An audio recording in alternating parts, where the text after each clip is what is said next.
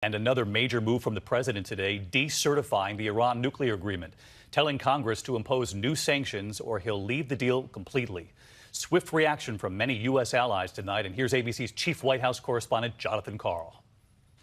Defying some of America's closest allies and even some of his own advisors, the president today declared that Iran is not keeping its side of the nuclear agreement negotiated under President Obama. The Iran deal was one of the worst and most one-sided transactions the United States has ever entered into.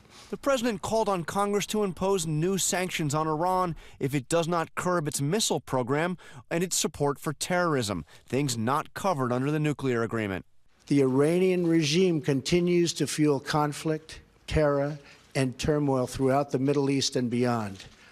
Importantly, Iran is not living up to the spirit of the deal. But President Trump stopped short of doing what he had said he would do during the campaign: get out of the deal, a step that would give Iran the green light to restart its nuclear weapons program. Mr. President, you had said you were going to rip the Iran deal up, and you called it the worst ever. Well, I may do that. I may do that. The deal is terrible. So what we've done is, through the certification process, we'll have Congress take a look at it, and I may very well do that. Even before the president spoke, Secretary of State Rex Tillerson had been working the phones to reassure European allies who are firmly committed to the Iran deal.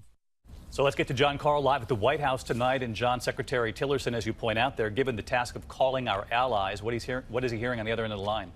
Well, they're not particularly happy with the president's actions, but after those conversations, what's notable is that France, Germany, and the UK did not directly criticize the president and said they would work with the United States on curbing Iran's support for terrorism and its missile program. David, as for Iran, the Iranian president said that the United States is completely alone on this, but the Iranians said that they will stay in the agreement, at least for now. David? John Karl at the White House on a Friday night for us. Thank you, John.